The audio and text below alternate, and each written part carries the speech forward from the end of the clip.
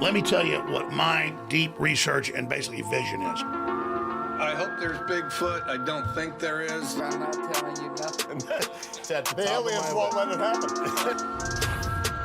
Happening now, breaking. Bernie Sanders is angry. Bears beats Battlestar Galactica. What are the tips? Give me some tips on how to work with Wes Anderson. Be ready to speak very fast and very clearly, because that's definitely one key thing. I will only tell the truth. I will only Until you and 6 kids you barely know in wet bathing suits have surrounded 9 chimpanzees outside of a Wendy's. You probably really don't know yourself, okay?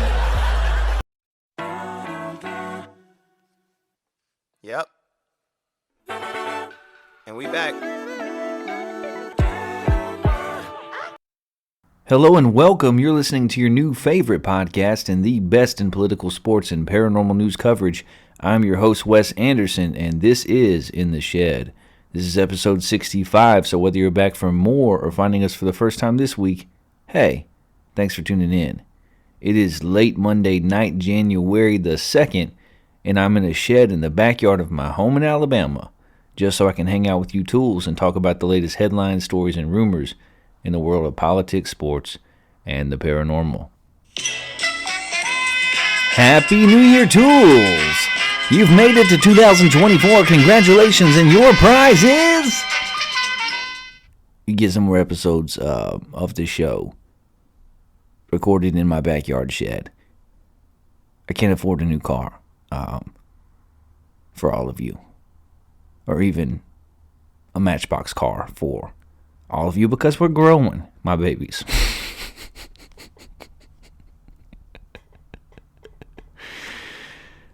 Oh, man.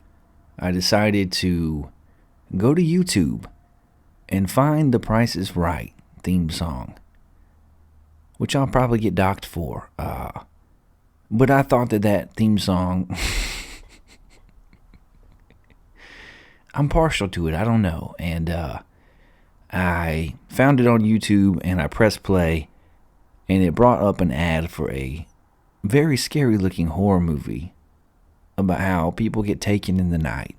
And I'm sitting by myself in my shed in my backyard, and it's late and it's cold. We haven't even made it to the paranormal news, and I'm a little bit afraid, my babies. I'm a little bit afraid. And obviously I cannot afford to give you very much of a prize for sticking with me to 2024. And that fact is made known because every episode you can still hear the squeaking of my chair in the background. I can't even get a new chair in the shed, okay? I tried. It was too tall. So I still have the squeaking chair. All I can give you is myself, my thoughts, and my possibly aggravating and annoying Alabama voice, okay? But that's what I got to give, and I'm going to do the best that I can. It's the first episode of the show. I listened to a podcast today, and they were talking about how there was already like something close to 12 or 13 earthquakes that happened in the first day or two of the year, and how it's going to be a terrible year, and yada, yada, yada. Listen, 2024 is our year, okay? Believe it. It is our year. It's a year of growth and change and positivity. And we're going to call it into being together. Because it is our first episode of the year, I do have something to offer you, something to give you. If you've listened to the show before, you know that on the first episode of the year, we review our predictions for the last year and evaluate how many of them came true, and I give you 10 more predictions for the upcoming year. So let's take a look at 2023, the predictions that I made, my prognostications, and how many of them proved to be accurate. Prediction number 1 for 2023. Nicolas Cage plays Nicolas Cage for a second time.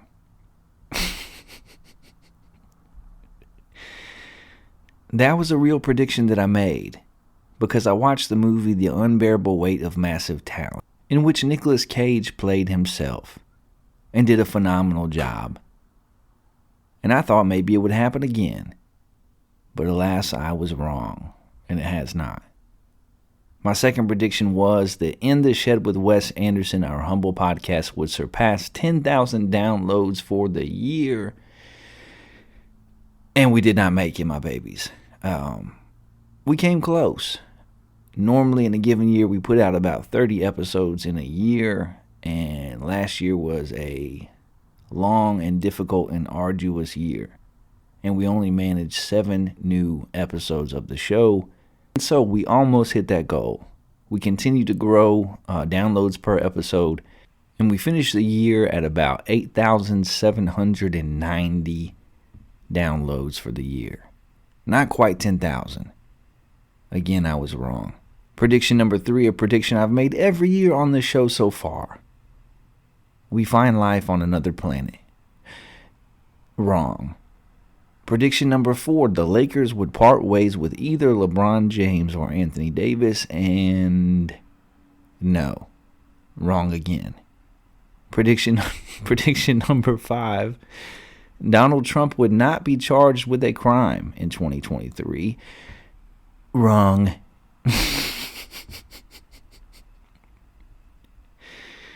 We're 0 for 5 so far. We've gotten off to a great start. Prediction number 6, Elon Musk would move on from running the day-to-day at Twitter. And hey, a ding, ding, ding. We got one right. Elon Musk took a poll and asked if he should relinquish his duties as CEO of Twitter. Twitter said, yeah, you should. And he did. We got one correct. Prediction number 7, the war in Ukraine continues. I didn't want to be correct about that one. Unfortunately, we were. That is 2 correct. Prediction number 8, Alabama Crimson Tide would not win the college football playoff. As of last night, we were correct on that one. 3 correct. Prediction number 9, Dr. Fauci would appear on the Joe Rogan Experience. Didn't happen. We were incorrect on that one. And prediction number 10, I almost said horrible again. Love yourself, Wes Anderson. Every time I start to say humble correspondent, I almost fix my lips to say horrible correspondent. I'm at least average. Prediction number 10, I, your humble correspondent, would be a guest on 3 other podcasts. And that also was wrong. I was a guest on one, the Bigfoot Club podcast with 2 wonderful guys, Bigfoot Bob and his nephew Steven. Had a great time with those guys. Hope that episode didn't sink their show. They're still recording, so maybe not. Maybe not. So that means in 2023, 3 of my 10 predictions turned out to be correct.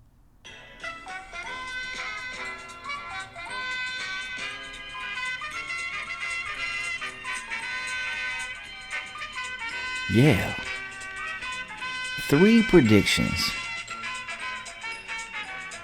A record for this show. And for me. 3 out of 10 predictions came true. Which means, my babies, that I'm darn near clairvoyant, okay? It means that I might have some abilities beyond this world. Because I told you the future. I told you 3 things that I thought would happen. Out of 10.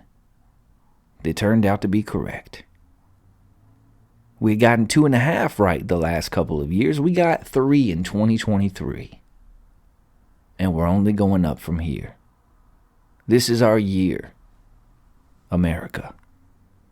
India. Tools. My people, my babies. And I have 10 more predictions for you. For 2024. Just imagine how many of these will turn out to be correct because, hey, as it turns out, Your boy's a psychic. My predictions for 2024 are as follows. Prediction number 1, Taylor and Travis break up. And I'm so sorry, America. It's not that I'm rooting against T Swizzle and her significant other, Travis Kelce, NFL tight end for the Kansas City Chiefs. I hope they make it. I hope that they find true love and all of their dreams come true. But if I'm going with track records here and what I think is reality, I think that in 2024, at some point, they call it quits. Prediction number 2, Dwayne Keith Davis will not be found guilty of murdering Tupac Shakur. And hey, Tupac is one of my favorite musical artists of all time. I think that he was immensely talented. Misunderstood, talked about that a little bit on the last episode. To me, he's the greatest rapper of all time, bar none. And I would love to see justice for his untimely murder. But so far, I haven't seen very much in the way of evidence. Dwayne Keith Davis, we've covered it on the show. He was arrested and is being charged with the murder of Tupac. He is the uncle of Orlando Anderson, who was a local gangbanger that Tupac and his group had beef with and assaulted the night of Tupac's murder. A lot of people think that Orlando Anderson may have been involved and even responsible for his slaying. And his uncle Dwayne has, over the years, bragged and boasted in documentaries and in print that he knows who did it, although it was not him. And now he's been arrested for the crime. And maybe the authorities have more on him than it looks like. But so far, it looks like maybe they just want to pin it on somebody. And unless they have more evidence than they're leading on, which sometimes is certainly the case, I think that it's very possible, if not likely, that he will not be found guilty of murdering Tupac Shakur. That is prediction number 2. Prediction number 3, the Boston Celtics and Philadelphia 76ers will meet in the Eastern Conference Finals. I really like the way that these two teams are playing. I like what both teams did in the offseason. The Celtics have added Kristaps Porzingis, re-signed Jaylen Brown to the most lucrative contract in NBA history. Jason Tatum is playing well. Derek White is having a career year. And the 76ers moved on from James Harden. And they gave Tyrese Maxey his role in the offense, and it is going well. They hired Nick Nurse, who is a proven winner at the NBA level. Joel Embiid is having another MVP-type season. I think the 76ers will do better in the playoffs than they have in years past, and those two teams will meet in the Eastern Conference Finals. Prediction number 4, the 2024 presidential election will be a controversial one. And I don't even think that that's a bold prediction, because right now in each party, the Republican and Democratic Party, each of the frontrunners for those nominations are having a tough time. They're ahead by far in the polls in their own party. They're neck and neck in the polls overall. But Donald Trump has been indicted, like 714 times. He's been kicked off of 2 ballots, which we'll cover later in the show. And Joe Biden is not faring a lot better. His approval rating is lower than my point per game average on the high school basketball team. The Republicans are looking to investigate him in regard to impeachment. They're lobbing allegations of impropriety financially when it comes to the business dealings of his son Hunter Biden, who blew off a congressional subpoena and did not even show up. They're both going to be like 80 years old or older, and these are the 2 guys that we're likely going to have to choose between. Either way, I think the 2024 presidential election is likely to be a controversial one. Prediction number 5, we find life on another planet.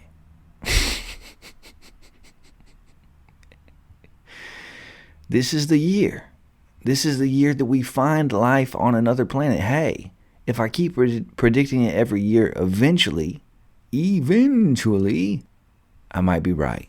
And I'm predicting it again. I'm tripling down. This is the year. Prediction number 6, more episodes of In the Shed with Wes will be recorded than ever before. We're looking to get some really phenomenal guests booked for this upcoming year. I already have one booked that I got done today that I'm very excited about. You'll be hearing about soon.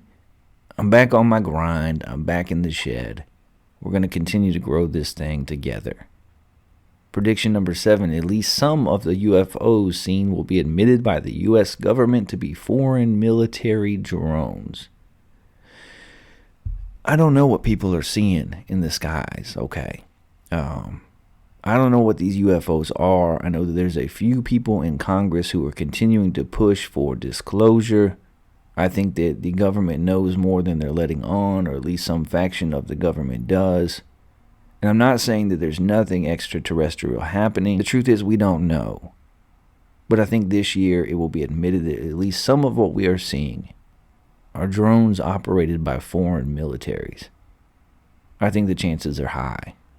Prediction number 8, Tennessee, Ole Miss, and Notre Dame all make the college football playoff next season. Next year, the playoff goes from 4 teams to 12 teams. The bar for making the college football playoff will be lower. I like the direction and the coaching staff of all 3 programs, and I think that they have a very good shot to make the playoffs next year. Prediction number 9, 3 episodes recorded this year in 2024 will wind up on our top 10 most listened to list. Yeah. I think at least 3 of our episodes this year will turn out to be 3 of our more popular episodes. Our show's continuing to grow. 2 of the episodes that we recorded last year have slid into our top 10 most downloaded and listened to, and I think that trend will continue. And finally, prediction number 10 for 2024. Dennis Rodman. Yeah. Dennis Rodman will respond to the DM that I sent him in 2019.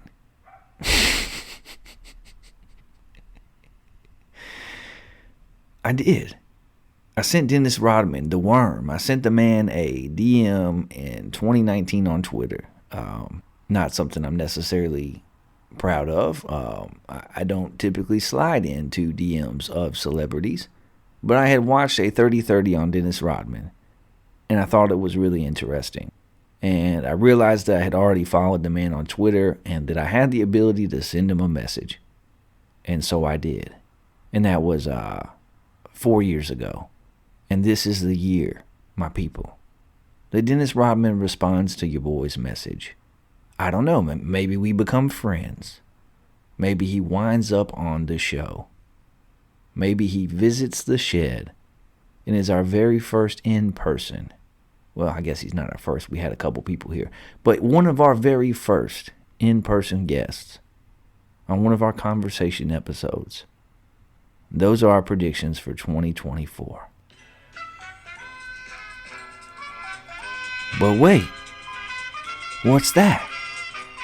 There's more. This year we're not stopping at only 10 measly predictions, because I've got 2 bonus predictions for you for the year 2024 as well.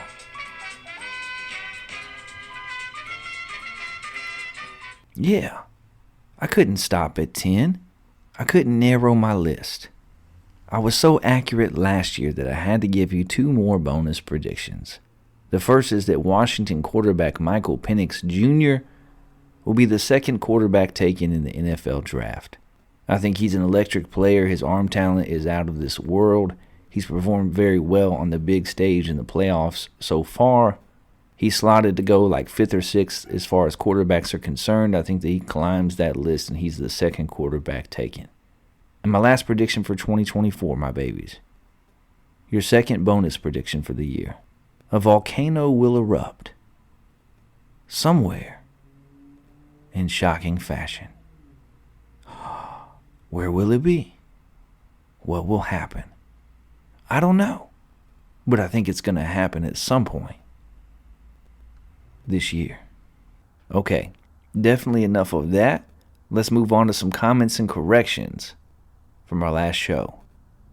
Our humble little show is now being listened to across the globe, 68 countries in total and counting. And hey, that's like 30% of the world, my babies. In 35% of the world, my voice, this voice, from a shed in my backyard in Alabama has been heard by at least one person one time. And that's pretty dope. We are, of course, being listened to all over this great country of ours, all 50 states, but also continue to be incredibly popular in India, which continues to make up just over 40% of our listening audience, followed by Canada, the UK, France, Australia, Mexico, Germany, Ireland, and Malaysia, rounding out our top 10. And I also want to give a special shout out to our 4 new listeners in Morocco this week. Merhaba, Morocco. We are currently averaging more listeners per episode than ever before, still true thanks to you. We're still adding followers over on X, closing in on 10,000 there. You can find us there at In the Shed 4. And you can also support the show in 2 important ways.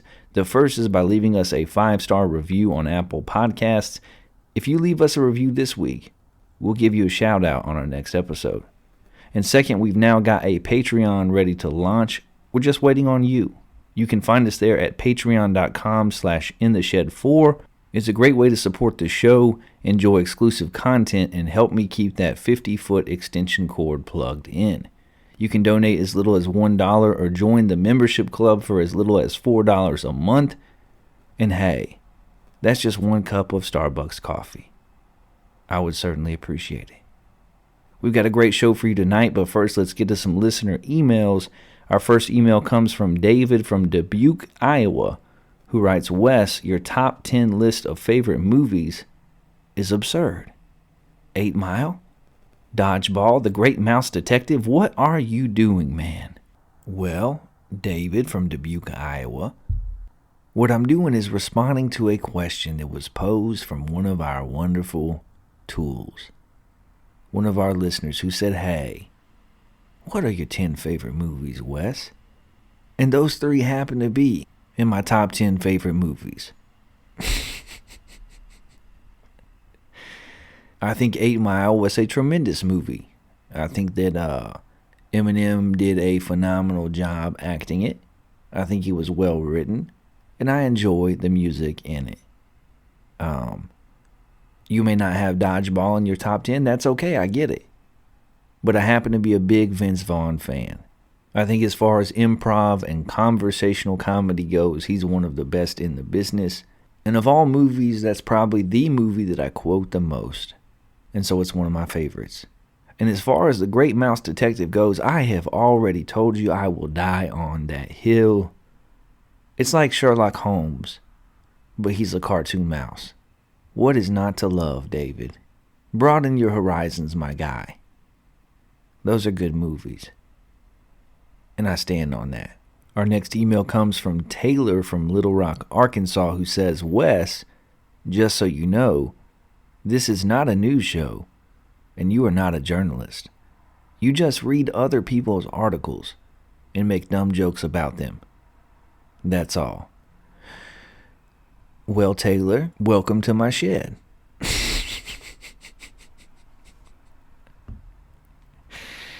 Taylor does not get the show. That much is apparent. Listen, Taylor, I did not label myself a journalist. You guys did. The interwebs, the listeners of the show have said that I am an independent journalist. And hey, this is certainly an independent news show. We're not left-leaning, we're not right-leaning. We just give you news that's out there that's not necessarily getting talked about, or that's not getting talked about in the same way. It's what we do. You're not obligated to listen, but hey, I would love if you continue to listen to this non-news show. I'm in a shed in the backyard of my home in Alabama. Do you not understand that? Thank you for listening and writing into the show, Taylor. And finally, Sorry from Phoenix writes, Wes, what do you think of people using Ozempic to lose weight? Oh, well, I should first say that I am not a medical expert. Sorry. And that's your name. I'm not apologizing for not being. Your name is Sorry. Sorry. S-A-R-I. I think that's sorry. But as far as I do know, that's not its intended use. It's just a byproduct of taking that medication. I'm not sure if it's being prescribed by doctors for those who need to lose weight. If it is, and that's what you and your doctor decide, I hope it goes well for you. But people who take medications because of what those medications do to their body, even though it's not the intended use of that medication, that's probably not a good idea. And in my non-medical, non-professional opinion, hey, I probably wouldn't advise it. Thank you for listening. Thank you for writing into the show. Sorry. That's all the listener emails this week. If you have any thoughts that you'd like to share, you can email the show at intheshedwithwes@gmail.com. Again, that's intheshedwithwes@gmail.com. I might even read it on air, even if you hate my opinions, even if you question my methods. I'll read it. All right, let's switch to this. Let's get to the news in the world of politics, and let's hit the headlines. Regime change comes to Harvard. President Claudine Gay resigns, ending shortest tenure in university history, writes the American Conservative. Ukraine may have to accept a ceasefire, reports the Wall Street Journal. Angst grows amongst youth over Biden's Israel policy, says the BBC. From Politico, RIP worker-centered trade, Biden's global economic agenda stalls. And finally, Trump's final battle has begun. The 2024 presidential election represents a definitive test for America, and that is according to the New York Times. Our first story in the world of politics: what to know about the efforts to remove Trump from the 2024 ballot. There are lawsuits pending in more than a dozen states seeking to have Donald J. Trump disqualified from appearing on primary ballots. The campaign to have former President Donald Trump removed from the ballot over his efforts to remain in power after the 2020 election has kicked into high gear, with decisions in 2 states, Maine and Colorado, barring him from the primary ballots. Challenges are still underway in many more states based on an obscure clause of a constitutional amendment enacted after the Civil War that disqualifies government officials who engaged in insurrection or rebellion from holding office. Over the years, the courts and Congress have done little to clarify how that criterion should apply, adding urgency to the calls for the U.S. Supreme Court to weigh in on the politically explosive dispute before the upcoming election. Here's what to know about the challenges. The Maine Secretary of State said on December 28th that Mr. Trump did not qualify for the Republican primary ballot because of his role in the January 6th attack on the U.S. Capitol.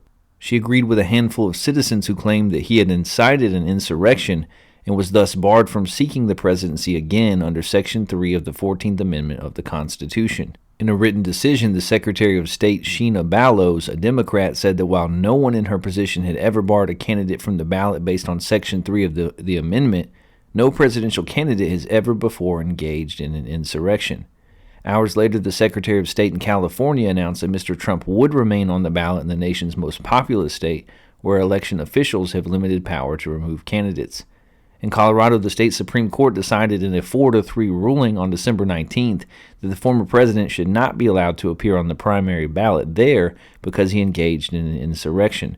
The ruling did not address the general election. The justices in Colorado said that if their ruling were to be appealed to the U.S. Supreme Court, Mr. Trump would be allowed to remain on the ballot until the High Court decided the matter.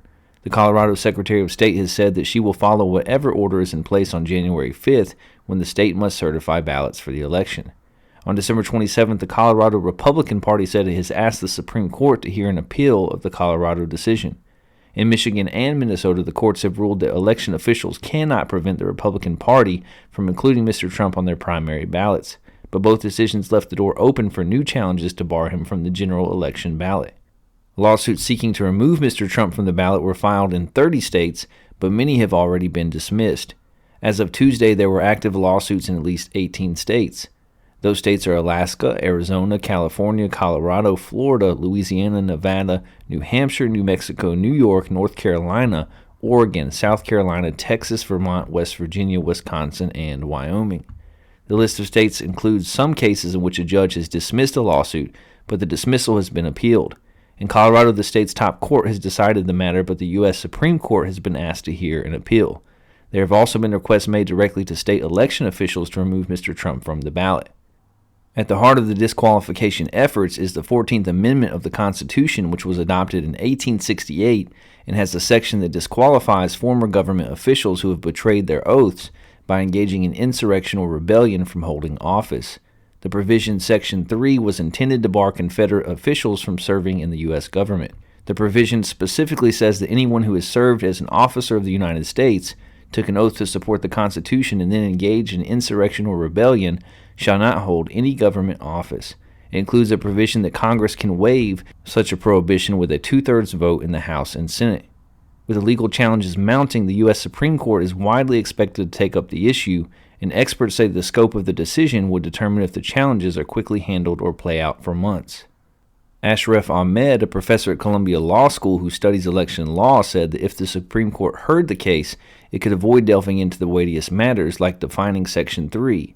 Instead, he said the justices might issue a ruling largely on procedural grounds. A decision could come soon in Oregon, where the same group that filed the Michigan lawsuit, Free Speech for People, is seeking to have the state Supreme Court remove Mr. Trump from the primary ballot there. In that case, the Secretary of State has asked the court to expedite its consideration of the case because she must finalize the primary ballot by March 21st. John C. Bonifaz, the president of Free Speech for People, said the group planned to file new challenges in other states soon, though he declined to share which states. So, former President Donald Trump has been removed from the primary ballot for President of the United States in the Republican Party from Maine and Colorado. And this is a big deal, okay? This is not something to be taken lightly, no matter your opinions of the former president. The ramifications of this and the precedents that will be set here are massive. They're massive. And on this show, you know that we keep it a buck with you. We keep it 100. We give it to you straight. I'm not a Donald Trump supporter. I'm not a Joe Biden supporter. Okay. I love our country. I want things to go well. I want whoever is in office to do well. Because if they do well, we will do well also. I've been clear on this show that we need both the left and the right wing in order for this beautiful bald eagle of ours to soar. And I think in this instance, we have multiple things happening at one time. On the one hand, I understand the perspective that Donald Trump's behavior after the election defeat when Joe Biden was elected president was not helpful when it comes to a smooth transition of power, and that he acted recklessly and self-centeredly and in such a way that riled up a group of people who already believed that the election had been stolen. Gathering with a enormous crowd of people who are your most ardent supporters and defenders and who believe that you have wrongly been kept from your position of President of the United States during that time, and encouraging them afterward to proceed to the Capitol was not a good idea. It was not a good idea. And yes, I'm aware that President Trump did say to go there and peacefully express concerns. I am aware that he issued a tweet that got taken down for some reason by Twitter at the time that encouraged people to go home. But it wasn't a good idea. And I do think that he bears some culpability for what transpired that day. And what transpired that day was not beneficial to our country. And it was not good. The narrative that has taken hold on the right, that a majority of the protesters at the Capitol that day were peaceful tourists who were all let into the building and just walked around, it doesn't hold water. It's intellectually bankrupt, okay? It's just not true. I watched live that day on my lunch break as doors were kicked in and windows were burst through and security guards and Capitol Police were trampled. Were there incidents where Capitol Police moved out of the way and allowed protesters to come through? Yes, there were. Were there people who just walked through the Capitol and left? Yes, there were. But there were people who did violence. There were people who were worked up to a fervor. There were people who used bear spray and flagpoles as weapons, who smeared human feces on the walls of the Capitol, who broke into congressional offices, who took things from the Capitol. It was not a good thing. Okay. So when it comes to the perspective of people that want to put some of the responsibility at the feet of Donald Trump, hey, I get it. I get it. However, on the other side of things, the people who are using the 14th Amendment and are comparing this to its original intent, which was after the Civil War, to bar folks like Jefferson Davis from running for office, hey, that doesn't hold water either. That's intellectually bankrupt as well. Because these two things are not the same. While Donald Trump was not helpful, and while you can certainly put some of the responsibility for what transpired that day at his feet, that's a whole other thing from raising a literal army, declaring war, seceding from the Union, and fighting a civil war. Those two things are not the same. Okay. So what's happening here, if we're being honest, is that the left and the right are both playing party politics. They're both playing the game. They're both trying to disparage the other side in an effort to win no matter what. And it puts on full display the incredible polarization of our politics in America today. And who gets left holding the bag are the American people.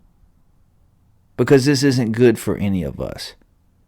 It just pits us against each other and teaches us that those that view things a little bit differently than you are the enemy and the epitome of evil. Not that they're your neighbor, not that they're your relative, but that they're your enemy. And I don't buy it. I don't buy it. In my estimation, the actions of former President Trump and many of his followers that day were abhorrent. And at the same time, many on the left are using his actions and the actions of his followers to try and apply the Constitution in a way that it was not intended or written. Both things can be true at one time. Hey, they're both playing politics. They both have views that are not grounded in reality. If you want to get into a debate about what an insurrection is, about what that day was, about who provoked who and how it all went down and what happened, that's a different conversation. We're talking about who is allowed to be on a presidential ballot. And in the New York Times, on CNN, on Fox News, and in the Wall Street Journal, I've read and heard political pundits and professors and experts who have all agreed that this is a little bit beyond the pale, and probably something that will not stand when it comes to a Supreme Court that has a more right-leaning bent to it. And I'm just not sure that banishing people from a ballot who have not been convicted of a crime, who were not convicted during impeachment, who did not raise up a literal army or fight a literal war, even if you think their actions were abhorrent and despicable and against the oath that they swore, even if that's your opinion, I just don't know that we want to go this route. I just don't know that it's beneficial to our country's future to remove somebody from the ballot. I think the best thing that you could do, Democrats, is to defeat the man at the ballot box, to point out his policies and tendencies and personality traits that you believe stand in opposition to what an American president should be. Have a better argument. Have better policy. Put forth a better candidate. Win the day. When it comes to the presidential election, if you don't want the man to be in the White House, win the day. But we've got to get beyond this political polarization that has gripped our country so tightly. And we've got to be honest and we've got to be real. Neither of these sides are giving you the unadulterated truth. You don't have to like President Trump. You don't have to vote for him. You don't have to like Joe Biden. You don't have to vote for him. But the games aren't helpful to either side. And they're not helpful to the American people. And neither side is putting us first. Neither side is representing their folks. They're just playing the game. They're just trying to win at all costs. And that's how I see it. What do you think? How do you see it? Where have I gone right? Where have I gone wrong? Let me know. Email the show at intheshedwithwes@gmail.com. I would love to hear from you. This is a show for everybody. However you vote, however you feel, whatever you believe, this is a space for you. And I'd love to hear from you. Our second story in the world of politics, nearly 200 names linked to Jeffrey Epstein expected to be made public.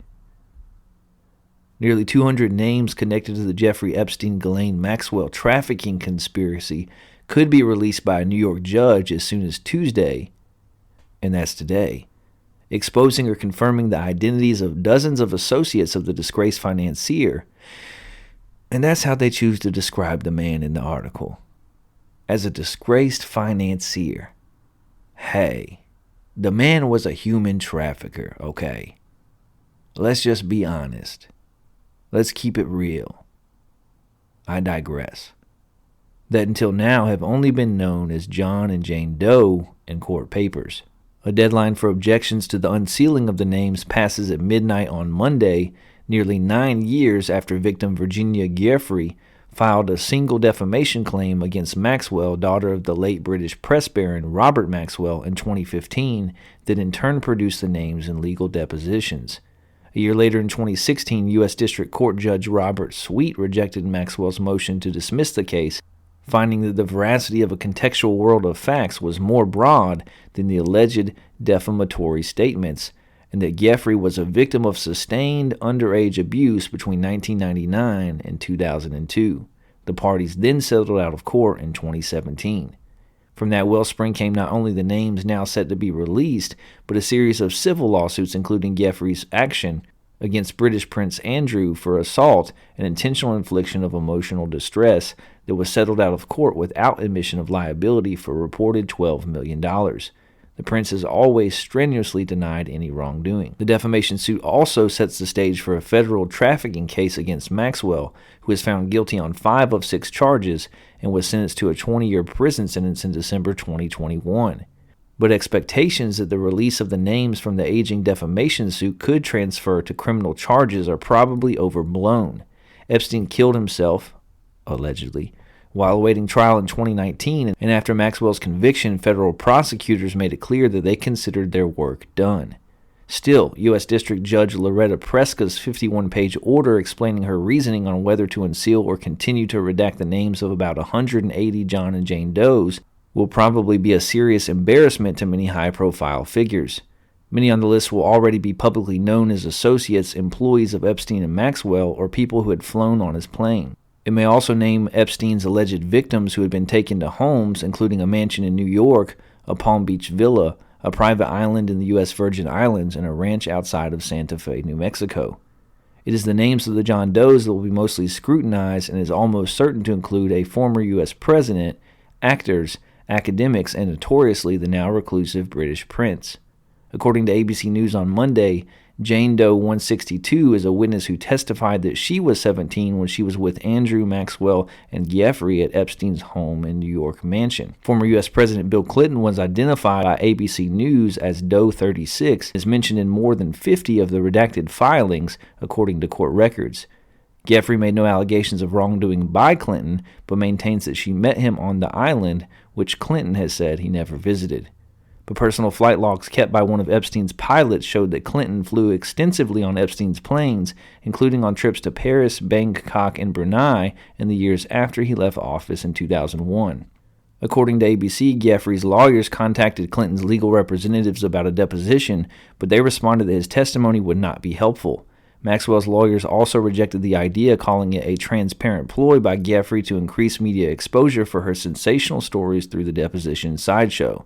but Clinton's name repeatedly came up in connection with Epstein, including in a New York Magazine article in 2002, in which he said through a spokesperson that Epstein was both a highly successful financier and a committed philanthropist with a keen sense of global markets and an in-depth knowledge of 21st century science. Clinton said he cut ties with Epstein in 2005 after Epstein was accused of bringing underage girls to his Palm Beach home and conducting illegal content. A federal investigation was dropped and Epstein pleaded guilty to state charges of procurement of a minor and solicitation, given a light sentence, and was required to register as an offender. After Epstein was arrested in 2019, Clinton again issued a statement saying he had not spoken to Epstein in well over a decade and has never been to Little St. James Island, Epstein's ranch in New Mexico, or his residence in Florida, and knows nothing about Epstein's crimes. While the depositions may offer a closer reading of Epstein and Maxwell's interactions before Epstein's solicitation conviction, much of the focus is now on the financier's behavior after he was released from detention in Florida and returned to New York to rebuild his reputation. Epstein's scheduling diaries that found their way to the Wall Street Journal this year during Epstein-related lawsuits between the U.S. Virgin Islands and 2 U.S. banks revealed the extent that the financier continued to build his network. The boldface names that emerged included the director of the CIA, William Burns, and Catherine Ruemmler, White House counsel under Barack Obama, alongside lesser figures including the left-wing professor and activist Noam Chomsky, billionaire venture capitalist Reid Hoffman, and Lawrence Summers, former Harvard president and director of the National Economic Council under Obama. Others included Woody Allen, Bill Gates, Thorbjorn Jagland, a former Norwegian prime minister, former Israeli prime minister Ehud Barak, and former Barclays chairman Jess Staley. An acquaintance of Maxwell and Epstein told The Guardian last year that Epstein's patterns of behavior were not significantly different pre- and post-conviction. He was not a changed man, they said, but you need to understand that in his mind, he thought he'd done nothing wrong and he was entitled to behave any way he wanted to as long as he had the money to pull it off. So, finally, we are on the verge of having some information, any information, revolving Jeffrey Epstein and Ghislaine Maxwell released to the public. We're going to get some names. Somewhere between an estimated 180 and 200 names will be publicly released. Some may still be redacted, but at least a majority of them will be released to the public. And hold on to your butts, because there's going to be former U.S. presidents and politicians, world leaders, billionaires, scientists, university presidents and professors, economic leaders, and celebrities named. Okay. And let's be clear about a couple things right up front, right off the jump. Number one, this is not Jeffrey Epstein's little black book. This is not a list of 200 people that were a part of his trafficking and that were his clientele. That list has not seen the light of day. I'm sure they have it. They've been in his homes. They have his computers, his files, his hard drives. I'm sure they have that list, but that's not what this is. This is a multitude of names that are connected to Jeffrey Epstein. And some of the names that will no longer be redacted were victims. Some of them were associates. Some of them had business ties. Some of them used his planes. And the likelihood is that many of those people also had connections to him that were, shall we say, less than savory. And on the one hand, it's disappointing that we will not know when these names are released who is who. Now, you can make the argument, and I would not fault you for doing so, that nobody should be connected to this man. Certainly after his first conviction, nobody should have been associating with this man, and many powerful people continue to associate with Jeffrey Epstein, even after they knew who he was. And that's because he had a lot of money, he had a lot of influence, and maybe in some cases he had some information on these individuals that they did not want to see the light of day. Okay. And to label that a conspiracy theory, which it often still gets labeled at this point, is absurd. We know what Jeffrey Epstein was about. We know what Ghislaine Maxwell and he did together. We know that he had an extensive trafficking network. And why law enforcement agencies continue to protect those who were in cahoots with this man, I'll never understand. I'll never understand it. They should all be outed, and other people should go to jail besides Ghislaine Maxwell. Besides the one woman that was in cahoots with him, that was working with him to procure some of these young underage girls, there's a whole lot more people that should be in prison other than just her. So this list is not everything that it is being made out to be. It's going to be salacious. There's going to be all kinds of names on it, and we should pay attention to who those names are. And to when those people were associated with Jeffrey Epstein. Was it before his conviction? Was it after? Was it both? And I hope that more information comes to the light of day because of this list being released. But I also somehow doubt it. I also somehow doubt that it will really move the needle when it comes to justice. When it comes to the truth. Because there's too many people who are working together to cover it up. And if you want to believe that that's conspiracy theory, if you want to label me a conspiracy theorist, hey, go right ahead. I'm just a man in a shed in Alabama at 11:30 at night. But when I came out here to start recording this episode, that list had not yet been publicized. It was supposed to happen by midnight tonight, and it still may. But would any of us be shocked if something happened and this judge's order got rescinded or wasn't honored, or if a large majority of prominent names on that list somehow were still redacted? I certainly would not be. I think that the judge took bold action here. She did what she could. These names should be made public, the associations, the timeline. It's all stuff that should be made known, but it's not necessarily a smoking gun. It might be smoke. It might be smoke that leads to some fires, but it's not necessarily a smoking gun. Where's Jeffrey Epstein's little black book? Where's that at? Who's protecting it? And why? That's what I want to know. And that's what we should continue to ask, and we should continue to demand for its release. This is a step in the right direction, but it's just one small step, and that's that. Our next story in the world of politics: solitary confinement. New York bans prison isolation over 15 days. Imagine if you had to spend years alone in a tiny cell within earshot of others screaming in mental anguish. That is what solitary confinement is like in many U.S. detention facilities that don't limit the use of isolation.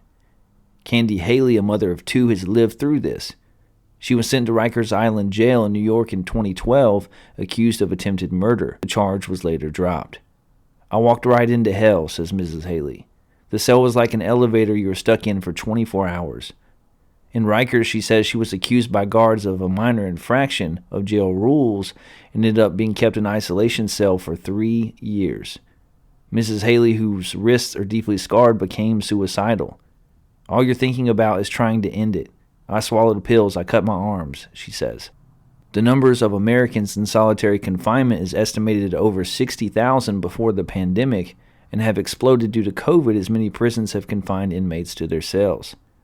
Solitary confinement, or segregation as it is officially known, was designed to separate the most dangerous prisoners from others and to keep vulnerable prisoners safe on a temporary basis.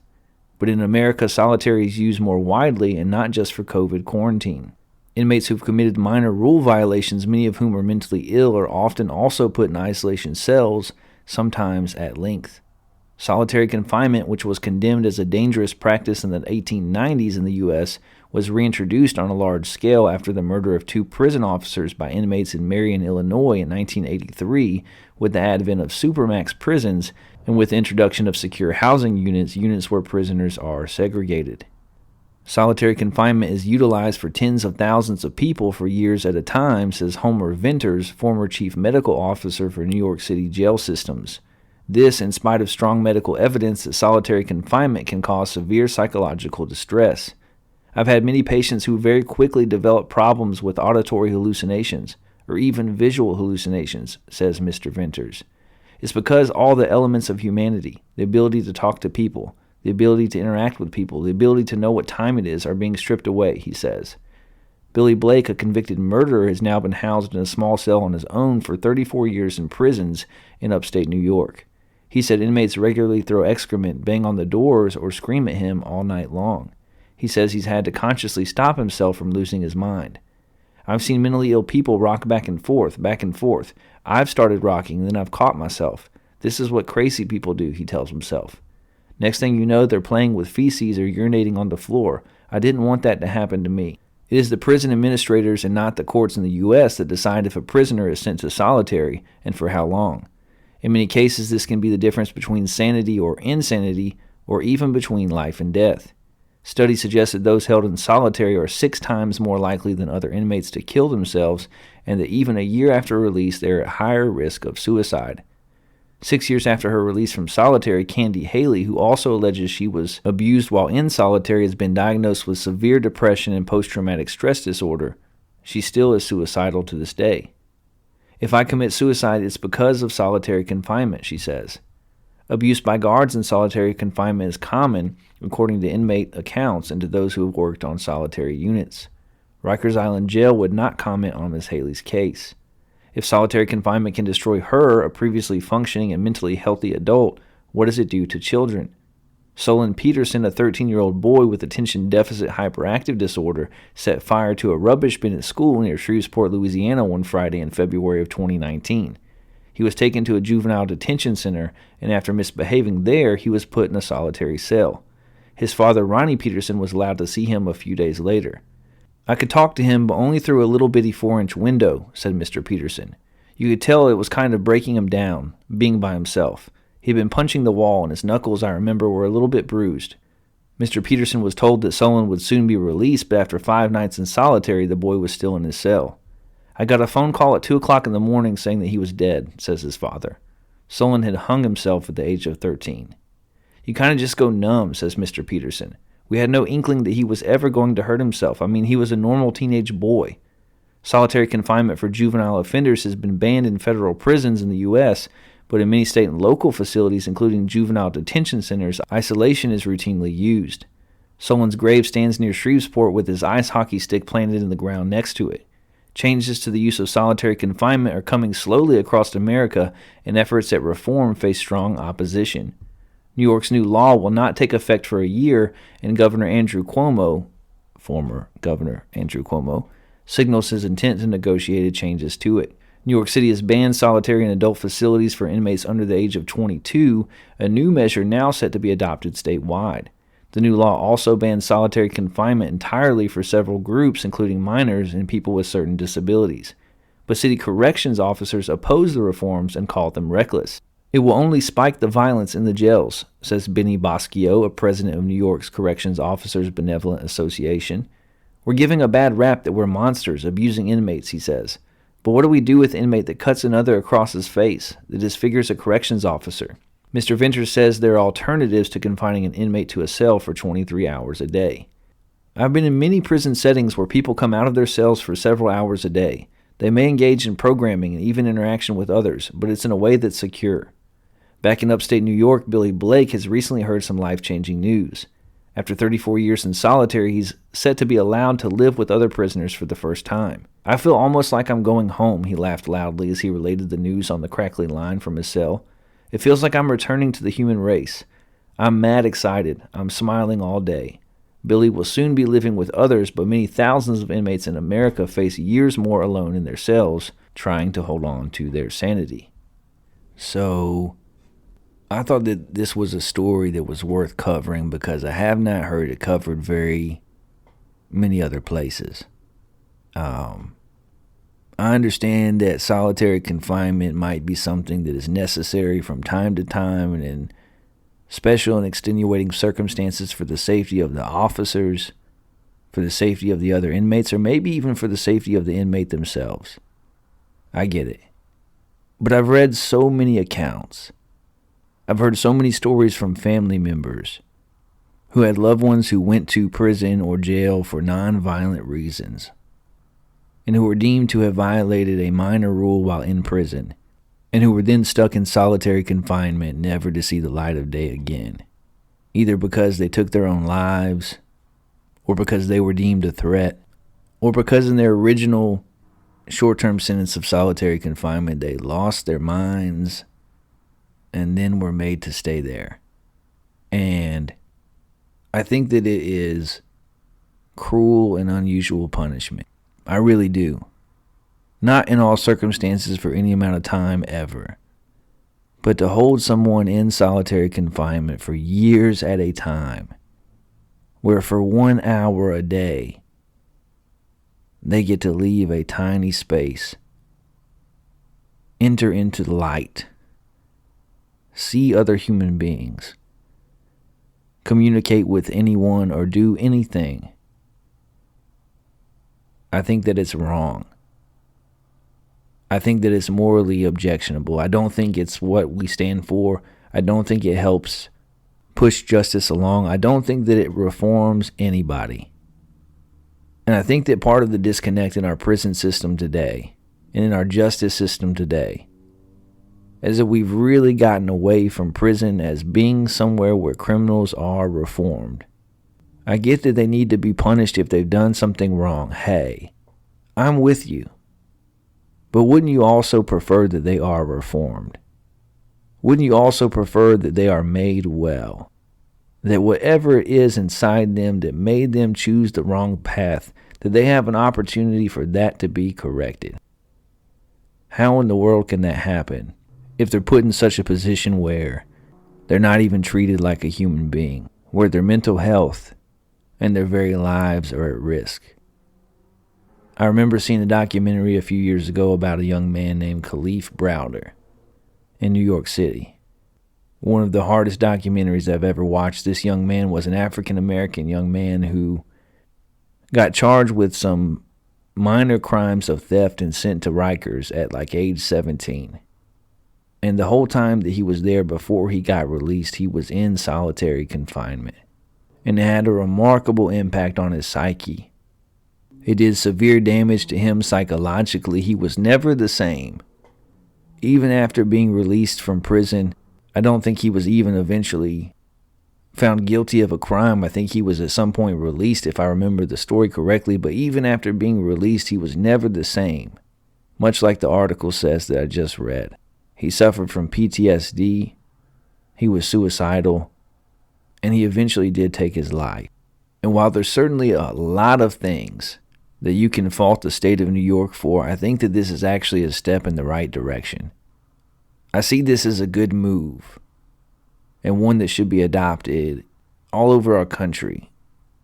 I really do. More than 60,000 people in solitary confinement for long periods of time is not something that I find to be acceptable. And you can disagree with me, that's okay. I'm not anti-punishment for those who have broken the law. I'm not anti-police. But I think an equal part of the justice system to punishment should also be reform. And I think that you still have to treat people who have done wrong as human beings who have done wrong, not as less than. I'm not saying give them hot tubs in every facility. I'm not saying that they should be given, they're in prison, I get it. But 23 hours a day, every day, for long stretches of time by yourself, with nothing to do, with no one to talk to, with no sunlight, with no human interaction or connection. It does something to people. And we know it. We know it. That's why up until 1983, it was not a widely practiced thing in our country. That's why the UN has labeled it as a form of torture. I applaud New York for trying to do something. I don't know what the right timeline is. I think that 15 days is at least a good starting point. But I applaud them for trying to do something. There's no reason that people who have not been convicted of crime should be in solitary confinement. There's no reason that people who are not violent, who came into prison as mentally stable, who want to do their time and make better choices and move on with their lives should not be given the opportunity to do so. I think this is the right thing to do, and I applaud it. What do you think? Email the show at intheshedwithwes@gmail.com. Get at us on Twitter at intheshed4 and let us know. Let us know where you stand. Let us know what you think about this story. I think that it's a positive one, and I think it's a step in the right direction. Our last story in the world of politics this week. Some Chick-Fil-A restaurants may soon be forced to open on Sundays. Here's why. Beloved fast food chain Chick-fil-A is famously closed on Sundays, a policy that's been in place since founder Truett Cathy made the decision in 1946. But a new proposed law in New York could mean that locations of the chain will have no choice but to remain open on Sundays. The newly proposed bill, called the Rest Stop Restaurant Act, would require all contracted food and beverage companies along the New York State Thruway and Port Authority to be open 7 days a week. In 2021, the Thruway Authority handed off leases to all of its service areas to Irish convenience store chain Applegreen, which now operates 7 Chick-fil-A locations along its route. Applegreen oversees a massive portfolio of restaurants that also includes Burger King, Starbucks, and Subway locations.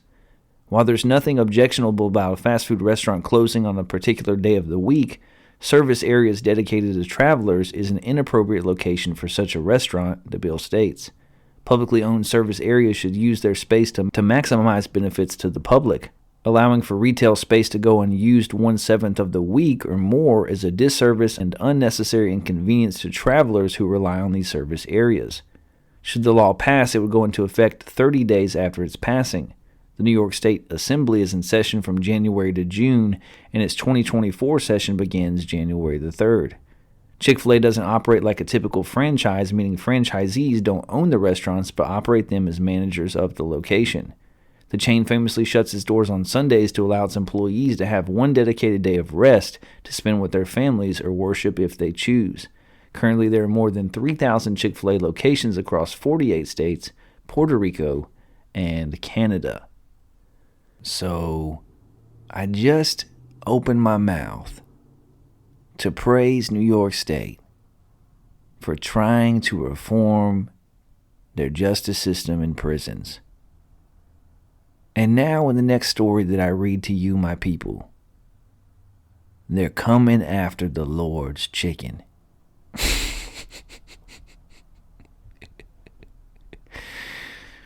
They're coming after the Lord's chicken. That holy bird. They're trying to make Chick-fil-A's be open on Sunday in New York. Not all of them, but those that are located on the Thruway. Because they want those taxes. They don't want there to be one day a week where the people of Chick-fil-A get to rest. And where the motorists who pass it are not stopping and sending that tax money to the state. And on the one hand, there's been several times, okay, I'm going to be honest with you, several times where I have pulled into a Chick-fil-A on a Sunday only to realize the illegitimacy of my actions and be disappointed. However, I think that this bill is absolutely absurd, and I sure hope that it gets voted down. Because as much as I enjoy a spicy deluxe combo with waffle fries and a Coca-Cola, the state has no right or no ability to tell a business what days they have to be open. This is America. Last I checked, so far in 2024, it's still America. You don't have the right to say, hey, you have to be open when we say so. It's not your business, state of New York. And it's not your chicken. And while I can certainly sympathize with the people wanting the Lord's bird on the Lord's day, this is really about that tax money, okay? This is really about added revenue for the state. And I think they're out kicking their coverage. I think they're wading into waters that they have no business wading into. And I think it's ridiculous. I think it's laughable. I hope that it gets voted down. This is not a precedent that I want to see, where you can tell a private business what days and times they have to remain open. Nah. I reject your thesis, state of New York. I do not trust your motives. And I'm going to eat that chicken 6 days a week instead of 7. Yeah. That's all the news this week in the world of politics. Let's switch to this, the news in the world of sports, and let's hit the headlines. Jets cut running back Dalvin Cook. Bill Belichick says his focus is on playing the Jets and not his job security. Dolphins lose star pass rusher Chubb to torn ACL. Bronny James shines for USC with season-best 15 points. Florida Gulf Coast stuns number 7 Florida Atlantic in an upset. Pistons are routed in their first game since ending the skid of epic proportions. Kyrie back from 12-game absence and scores 14 points in a loss. Penix Jr. leads Huskies to prove everybody wrong. And finally, Michigan defeats Alabama and advances to the College Football National Championship game. We're certainly going to cover some football on today's show, but first let's start with some basketball. In college basketball, the top 10 looks like this. Purdue is ranked number 1. Kansas is number 2. The Houston Cougars are 3rd. Connecticut is 4th. Tennessee is number 5. Kentucky is number 6. Marquette is 7th in the country. North Carolina is number 8. Illinois is number 9. And Arizona rounds out the top 10. If you've listened to the show for a while, you know that at the outset of the college basketball season, one thing that we do is give you 4 teams to watch. 4 teams who are not ranked in the top 10, but that we believe can make a deep run in March. And we've been very accurate, okay?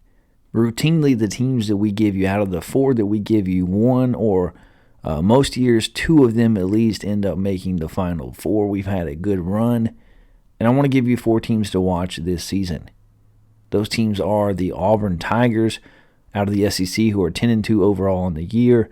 They finally have made it into the top 25 at 25th overall. They're coached by Bruce Pearl, who's one of the top 10 coaches in college basketball. They play phenomenal defense, and this is a team whose sum is greater than the parts. They do have a freshman point guard that was a McDonald's All-American and a 5-star recruit. But they don't have, so far in the season, one go-to player. They have a lot of really good players that fit well together. I think they're going to be a team to reckon with in the SEC. Then we have the Clemson Tigers, who are 11-1 on the season out of the ACC, who are ranked 16th in the country. I think they're going to be one of the 2 or 3 best teams in the ACC. North Carolina and Duke get all the pub, but keep your eye on the Clemson Tigers. I also give you Utah, who is 11-2 out of the Pac-12 in the last year of being in the Pac-12. They're a consummate Utah team that plays tough defense, that's disciplined, that's well coached. And then I also give you Nevada. Nevada, who is 13-1 out of the Mountain West. They play an up-tempo offense, opportunistic defense. They get out and run. I really like what Nevada does. And I also want to give you a team that is not anywhere on anybody's radar from the mid-major. And that's the Samford Bulldogs out of the Southern Conference. Samford is 11-2. They're very well coached. They move the ball. I've seen them play once already this season, and I like what I see. Those are the teams that we give you to watch: the Auburn Tigers, the Clemson Tigers, Utah, Nevada, and the bonus team, the Samford Bulldogs. In the NBA, the Eastern Conference looks like this. The Celtics are in the lead for the conference so far, followed by the Bucks. The 76ers are 3rd. The Orlando Magic are 4th. The Miami Heat are 5th. The Indiana Pacers are 6th. The Cleveland Cavaliers are 7th. The New York Knicks are 8th. The Nets are 9th. And the Chicago Bulls are 10th. And in the Western Conference, it's the Timberwolves leading the pack so far, no pun intended, followed by the Thunder, the defending champion Nuggets at 3rd, the Los Angeles Clippers 4th, the Sacramento Kings 5th, the Pelicans 6th, the Mavericks 7th, the Suns 8th, the Houston Rockets 9th, and LeBron and the Lakers at 10th. It's certainly early in the NBA season, but I'm going to give you a couple of teams from each conference that I'm most impressed by and a couple of teams that I'm most disappointed in. When it comes to the Western Conference so far, I'm most impressed by the Timberwolves and the Oklahoma City Thunder. The Timberwolves lead the conference. They're a team that has been a playoff team. They certainly have a lot of talent with Karl Anthony Towns, Anthony Edwards, Rudy Gobert and company. But they're also a team whose toughness has been in question when it comes to playoff basketball. They're also a team that has lacked the ability to perform at the highest level in key moments. And so far, though it's early in the season, they're showing the ability to overcome that and to rise to the next level, and perhaps to be a team that has a shot at making the conference finals. Then there's the Oklahoma City Thunder, who are far better than anyone possibly could have seen coming. For years, they have accumulated young talent. Sam Presti is an absolute wizard. They've got two guys named Jalen Williams, which I don't know how you can't root for a team with two guys with the exact same name, different spelling. That's a lot of fun. Chet Holmgren looks incredible. And Shai Gilgeous-Alexander is one of the most underrated players that you don't see enough on the national docket, but who is electrifying to watch. They're both performing superbly well. In the Eastern Conference, I'm most impressed by the Orlando Magic and the Philadelphia 76ers. The Magic are much like the Oklahoma City Thunder. They have a lot of young talent. They're outperforming expectations. And they'll probably take a couple steps back as the season goes on, but so far they're performing extremely well. Philadelphia made a coaching change in the offseason, moving on from Doc Rivers and hiring Nick Nurse away from the Toronto Raptors, who had been a successful coach there. They told James Harden to kick rocks, and instead they went all in and pushed their chips to the table with Tobias Harris, Tyrese Maxey, and of course Joel Embiid. And Joel Embiid is having another season that is MVP caliber so far. He looks like he's in better shape. That's been the knock on Joel Embiid. Even last year when he had an MVP season, when it came to the playoffs, late in games, late in playoff series, he was gassed. And so far he looks like he's in better shape. And Tyrese Maxey looks like he's going to help take this team to higher heights.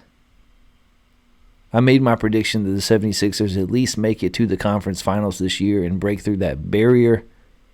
I'm impressed with Orlando and Philly in the East. In the East, I'm most disappointed in the Cleveland Cavaliers and the Atlanta Hawks. Cleveland has far too much talent to be at 7th in the East.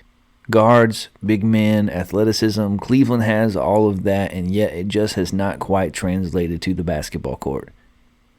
This should be a top 5 team in the East, and they're falling behind. They're not playing up to the level of their talent so far. And then my Atlanta Hawks are dismal. They're dismal. For years, I have defended Trae Young as an exceptional basketball talent because not just of his scoring ability, but his passing. They have a couple of young guys that are very talented, though inconsistent. They have a couple of bench players that can fill the scoring column on any given night. I love the addition of DeJounte Murray when they got him from San Antonio in the trade last season, and it just has not translated. Even with new coach Quinn Snyder, it just has not translated. The Hawks have taken steps back. They're one of the worst defensive teams in all of the NBA, and they're certainly a disappointment so far, not even qualifying for the play-in tournament so far. In the Western Conference, I'm most disappointed in LeBron James, Anthony Davis, and the Los Angeles Lakers, and in my Golden State Warriors. The Lakers made the conference finals last year, and they're in 11th in the Western Conference. And this is not necessarily unusual for the Lakers. They are notorious at starting slow and in making roster adjustments and building slowly and then coming on strong to the end of the season. They have LeBron James, one of the 3 or 4 best players in all of the history of basketball. Okay. I'm not saying that I've lost faith in them to perform well, but so far they have been inconsistent. And part of that is that they have one of the most inconsistent players as their second best player in Anthony Davis, who sometimes looks like a top 5 player in the game, and sometimes you forget he's even on the court. Continuously, LeBron James tries to hand the mantle to Anthony Davis, who shrugs it off and stands beside him, or maybe behind him. And then you have the Golden State Warriors, who are an absolute mess right now. They're an absolute mess. They're my favorite NBA team, along with the Hawks. Steph Curry is my favorite NBA player of all time, right up there with Michael Jordan. And they just don't look like themselves. And a lot of it sits on the shoulders and is the responsibility of Draymond Green, who for years has gotten a pass because of the competitive nature and the defense that he brings to the Warriors, the way that he's helped them win their championships. But let's be honest, the man lacks maturity and self-awareness and emotional intelligence and self-control. He does. He lacks those things. He's not an 18-year-old. He's a seasoned veteran that's supposed to be a leader on a championship caliber team, and instead, continuously, he has cost his team. He cost them a championship. That wasn't a wake-up call. And now, because of his antics this year, a year in which they shipped off Jordan Poole and they bet on him and they re-signed him, his antics have wound up getting him an indefinite suspension. And there's no defense for it. There's no excuse for it. I hope he's getting the help that he needs, but he's really hurt his team. The Warriors made the mistake in the offseason after losing their longtime GM Bob Myers of not upgrading when it comes to center and size. I love Kevon Looney. He's been an integral part of their team. He plays with toughness and basketball IQ. He's a wonderful passer. He's a good offensive rebounder, but he's an undersized and limited center. And he's the only true center they have on the entire roster, and there's no excuse for it. Instead, they added a 49-year-old Chris Paul and hoped for the best. And so far, it has not worked out. Klay Thompson is still not quite rounded into form. They have a couple of young guys like Moses Moody and J.K. who have performed well with expanded roles. Brandon Pajemski, the rookie, has played well in his starting role with Draymond Green out. But they just don't have enough around Steph Curry. They don't have enough size. They don't have enough athleticism. They don't have enough rebounding. They continue to turn the ball over. They continue to foul. The same problems that have plagued them for the last 3 seasons. And I think Steve Kerr is a phenomenal coach. But he's got to shoulder the blame and carry the burden. And it's up to him and the leaders of that team to get things worked out. I'm most disappointed in Cleveland and Atlanta in the East, the Lakers and Golden State in the West. Let's talk some football. And let's start with the NFL. We're approaching a clear playoff picture. And on next week's show, we'll talk NFL playoffs. This week, I want to do something different. I want to give you my list of the NFL top 10 quarterbacks for the season. And you're going to absolutely hate it.